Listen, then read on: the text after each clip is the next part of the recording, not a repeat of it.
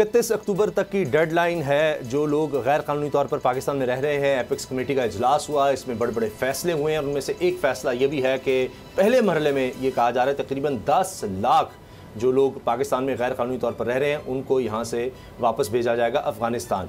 वैसे लगभग 30 से 40 लाख कुल तादाद बताई जाती है, शायद पाकिस्तान में हो। ये एक एस्टीमेट है क्योंकि बहुत से लोगों को शनाख्ती कार्ड भी मिल गया, उनकी तीसरी नस्ल भी अब पाकिस्तान में है। ये भी मसाइल हैं।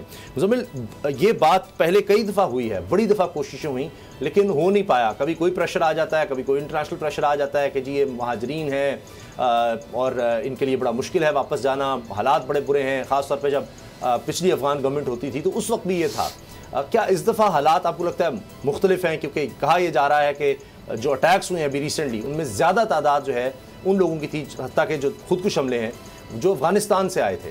तो अब ये सोचा जा रहा है कि वो इन लोगों की आड़ में वो आते हैं और ज़ाहिर है कि ये वापस जाएंगे तो शायद उससे कुछ हमें बेहतरी आ सके, लोगों को पहचानने में, दहशतगर्दों की शनाख्त करने में भी। देखें, इसमें तो आपके सवाल की तरफ तो आते हैं, लेकिन पहले जो तारीख़ है सारी इस डिस्प्यूट की, जो कि बॉर्डर क्रॉसिंग चलती रही है, ये लेट 19th सेंचुरी से ही चली आ रही है। ड्यूरन लाइन का जो इशू था, सर मोरटाइम ड्यूरन ने ब्रिटिश गवर्नमेंट के अंडर अफगान किंग के साथ एक मुआहदा कर लिया। अब उस पर एंडलेस डिबेट होती रहती है, स्पेशली अफ़गानिस्तान के अंदर उसको डिस्प्यूटेड कहते हैं वो लोग। तो वहाँ से उस दौर के अंदर लेट 19th सेंचुरी से लेके अब तक ये जो क्रॉसिंग है, इसका मामला या टेरिटोरियल जो पोजीशन है उस पर हमेशा डिस्प्यूट रहा है। तो ये उसी की एक फॉर्म रही, क्योंकि जो तस्करा के नाम से ये जो डॉक्यूमेंट मिला करता था अफ़गान शहरियों को, जो इस बुनियाद पे मिलता था कि अगर उनके रिश्तेदार पाकिस्तान साइड पर हैं तो वो मखसूस इलाकों में जा सकते हैं।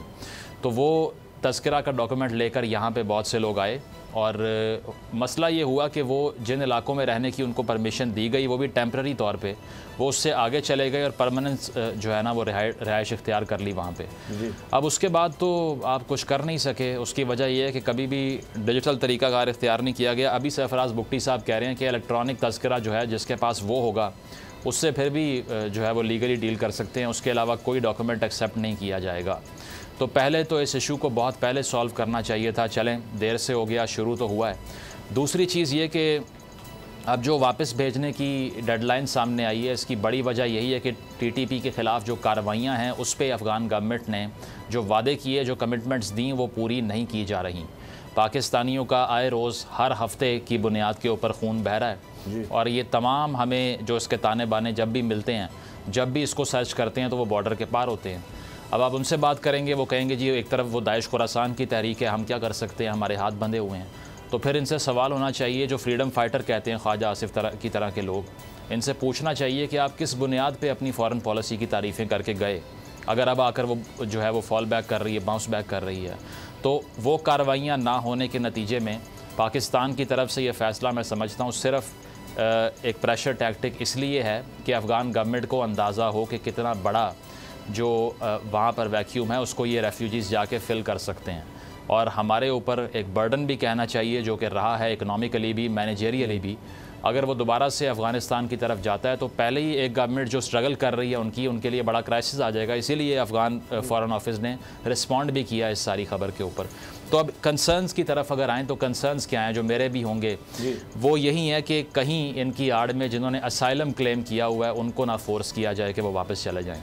तो मेरा ख़्याल है कि इल्लीगल रिहाइश पजीर अफराद को बिल्कुल उस पर कुछ ना कुछ होना चाहिए जो गवर्नमेंट करना चाह रही है। लेकिन इसमें वो अफराद भी मौजूद हैं जो असाइलम सीकर हैं, जिनकी जान को बॉर्डर के उस पार ख़तरा है, नंबर 1। दूसरे वो हैं जो वर्किंग वुमेन हैं, ख़वातीन हैं। अब वहाँ पे उनके लिए ना अपॉर्चुनिटीज़ हैं और दूसरा ख़तरा भी है। आपको पता है वहाँ पे स्कूलों को ताले लगे हुए हैं, तो वहाँ पे कोई खातून अगर वापस जाती है उसका क्या फ्यूचर होगा? कुछ भी नहीं। तीसरी चीज़, एथनिक माइनॉरिटीज़ जो हैं, यानी कि जिसमें हज़ारा कम्युनिटी के लोग भी हैं, वो तो बॉर्डर के उस पार बिल्कुल गैर महफूज हैं।